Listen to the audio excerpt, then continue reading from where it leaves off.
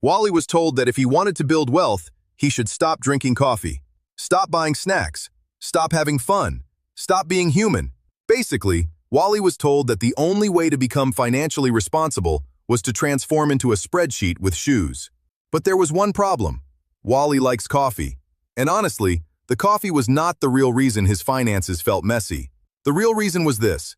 Every month looked good on paper, until real life showed up. One month, the car needed repairs. The next month, the electricity bill was higher. Then groceries cost more. Then a birthday came up. Then the dog needed the vet. Then Wally blinked and somehow another subscription renewed. And every time Wally tried to save money, life looked at his beautiful plan and laughed. So today, Wally is not going to try to become perfect. He is going to try something smaller. Something almost too small to take seriously. Spare change. Not as a magic trick. Not as a get-rich-quick plan. But as a starter button. Because maybe the problem is not that Wally cannot save $500. Maybe the problem is that Wally keeps trying to save $500 in a perfect way. And perfect months are rare. So today, Wally is going to build his first $500 safety net using tiny, automatic money. And no, nobody is asking him to stop drinking coffee. Here is the classic personal finance advice. Just save 20% of your income. Amazing, beautiful, clean, very elegant.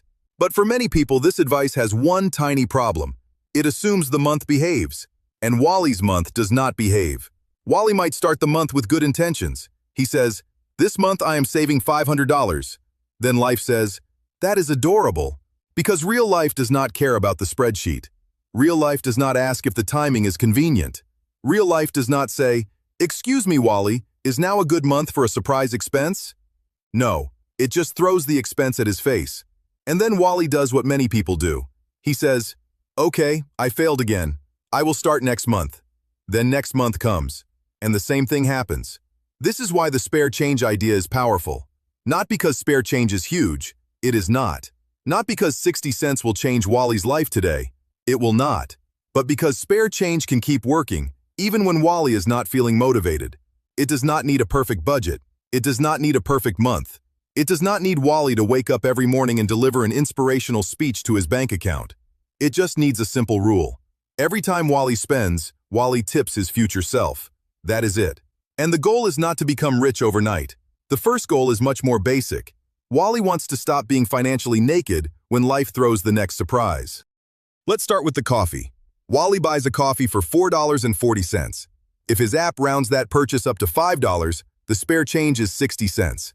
That means 60 cents goes to future Wally. Now, let's be honest. 60 cents does not feel impressive.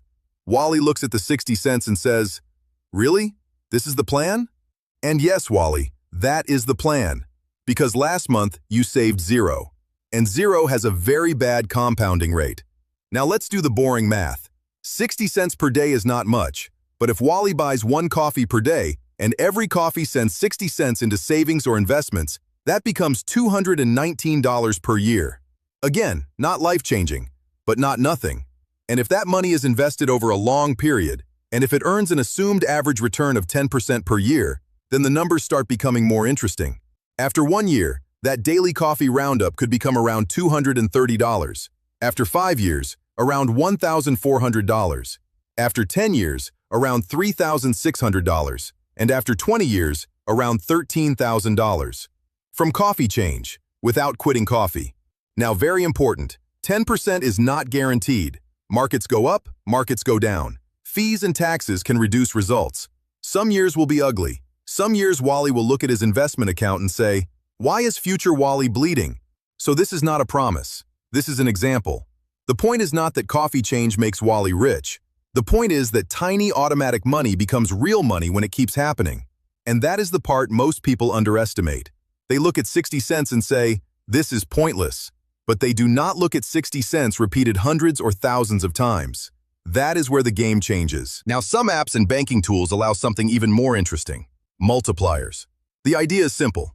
If the spare change is 60 cents, a 1 times multiplier saves 60 cents. A 2 times multiplier saves $1.20. A 3 times multiplier saves $1.80. A 5 times multiplier saves $3. And a 10 times multiplier saves $6. Now, Wally likes the sound of 10 times, because 10 times sounds powerful. 10 times sounds like Wally has discovered a financial cheat code. But let's be honest. At 10 times, this is no longer really spare change. This is a small automatic savings plan wearing a fake mustache. And that is not a bad thing. It is actually great. But Wally has to understand what he is doing. At 1 times, he barely feels it. At 2 times, maybe he still barely feels it. At 5 times, he might notice it. At 10 times, he definitely needs to make sure the money is there. So the multiplier is not magic. It is just the volume button. 1 times is quiet. 2 times is a little louder. 5 times starts speaking clearly. 10 times is future Wally grabbing present Wally by the shoulders and saying, "Bro, we are saving money now." And here is where it gets interesting. That same coffee at $4.40 creates 60 cents of spare change. At 1 times, that is $219 per year. At 2 times, $438 per year. At 3 times, $657 per year. At 5 times, $1,095 per year. At 10 times, $2,190 per year, just from multiplying the roundup on 1 daily coffee. Again, this is not free money. Wally is still saving it from his own account, but the difference is psychological. Instead of asking, "Can I save $2,000 this year?" Wally starts with a smaller question. "Can I tip myself every time I spend?" That question feels easier, and easier systems are the ones people actually follow. But Wally does not only buy coffee. Wally lives a normal life, and normal life is full of small transactions. So let's simulate a very ordinary day. Wally buys coffee for $4.40. The roundup is 60 cents. Then he buys lunch or a snack for $11.30. The roundup is 70 cents. Then he grabs a small grocery top-up for $23.75. The roundup is 25 cents. Then he pays for transport, parking, or fuel for $7.20. The roundup is 80 cents. Then there is one random small purchase for $14.85. Because life always has a random small purchase. The roundup is 15 cents. Add it all together, and Wally saved $2.50 that day. Not by being perfect, not by cutting everything, not by eating cold rice in the dark while reading finance blogs. Just by tipping his future self on normal spending. Now $2.50 still does not sound huge, but let's multiply boring by consistency. At $2.50 per day, Wally saves $17.50 per week, about $75 per month, around $912 per year before any investment growth. And here is the important milestone. If Wally wants his first $500 safety net, at $2.50 per day, he gets there in about 200 days, around 6.5 months. Is that fast? No. Is that exciting? Not really. Is it better than having zero when life punches him again? Absolutely. Because that first $500 matters. That is not freedom money. That is not quit your job money. That is not move to a beach and drink coconuts money. That is the car made a weird noise and Wally does not need to panic immediately money. That is the bill came earlier than expected and Wally has a buffer money. That is something happened and Wally does not need to reach for the credit card instantly money. This is why the first $500 is powerful. Not because it makes Wally rich, because it gives Wally breathing room. And when you are financially stressed, breathing room feels like wealth. Now here is where Wally needs to be smart. If he has no emergency savings at all, the first $500 should probably not go into risky investments. It should go into cash savings, because emergencies do not care about market conditions. If the car breaks down, Wally cannot tell the mechanic, "Can you wait 2 years? My index fund is currently recovering." No, the mechanic wants money now. So phase 1 is simple. Roundups go into savings until Wally reaches $500. That is the first safety net. Then phase 2 begins. Once the safety net exists, Wally can redirect future roundups into investments. This is where compounding becomes more interesting. The safety net protects Wally from small emergencies. The investment account works on future wealth. And if life gets messy and Wally uses part of the safety net, no shame. That is what it is for. The system just switches back. Roundups rebuild the safety net first, then they go back to investing. This is not a perfect robot system. This is a human system. Money goes forward, life hits. Money repairs the damage. Then Wally starts again. That is normal. That is real. And that is still progress. This is not a perfect robot system. This is a human system. Money goes forward, life hits, money repairs the damage. Then Wally starts again. That is normal, that is real, and that is still progress. Now let's imagine Wally keeps going. He is saving $2.50 per day through roundups. At first, that money goes into his $500 safety net. After that, he starts investing the future roundups.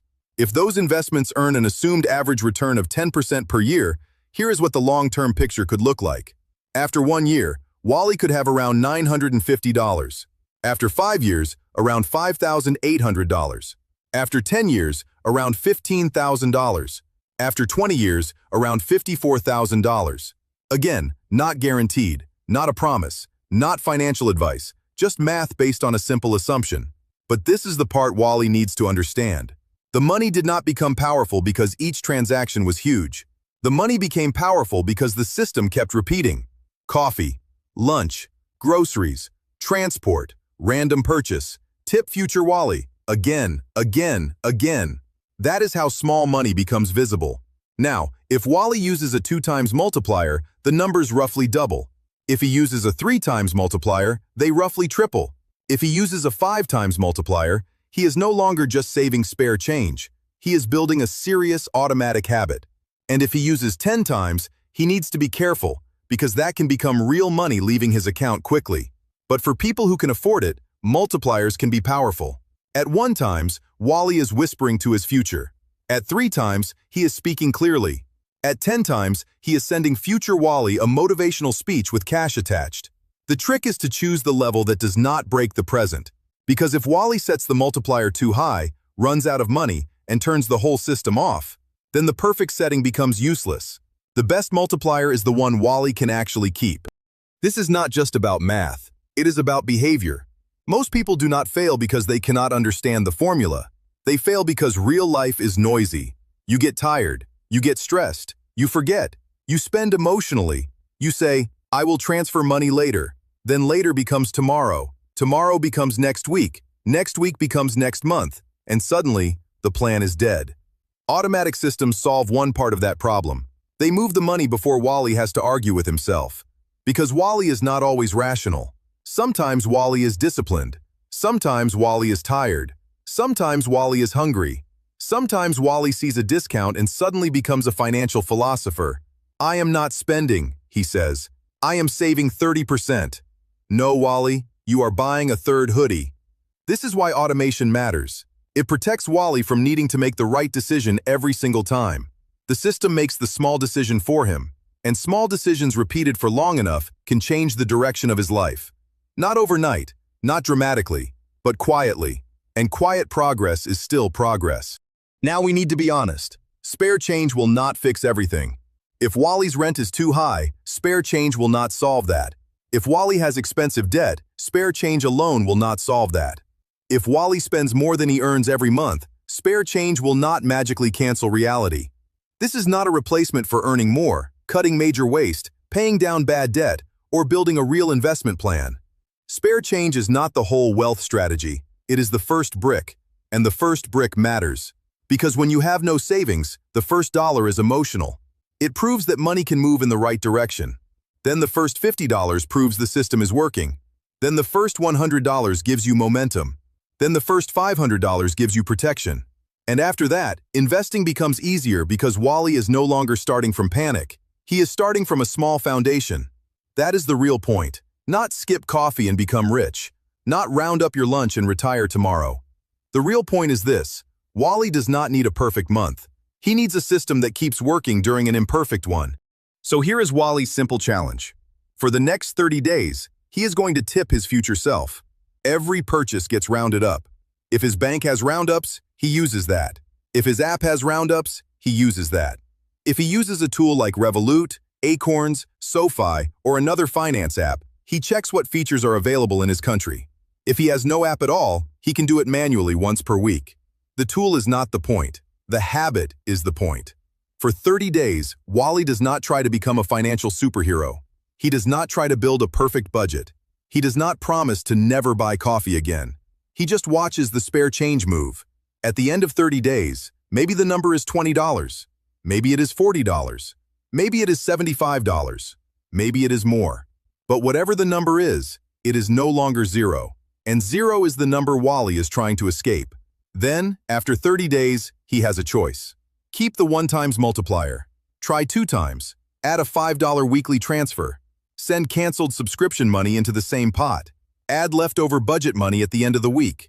This is how Wally upgrades. Not by changing everything at once, by making the starter system slightly stronger. Because the goal is not to suffer. The goal is to build a system that future Wally will be grateful for.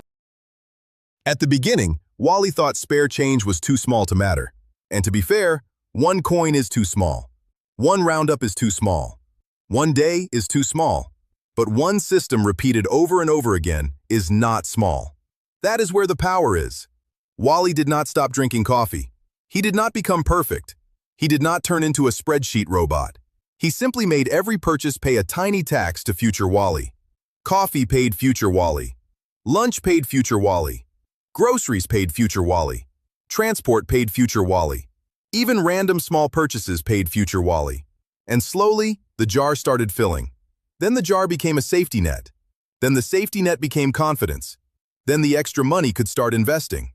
That is the real level up. Not becoming rich from 60 cents, but becoming the kind of person who protects future you before present you spends everything. So the next time someone tells Wally to stop drinking coffee to build wealth, Wally can smile, take a sip, and say, "No thanks, this coffee already pays me back." Comment start if you want Wally's 30-day spare change challenge. Subscribe for realistic money habits that work in real life, not just in perfect spreadsheets.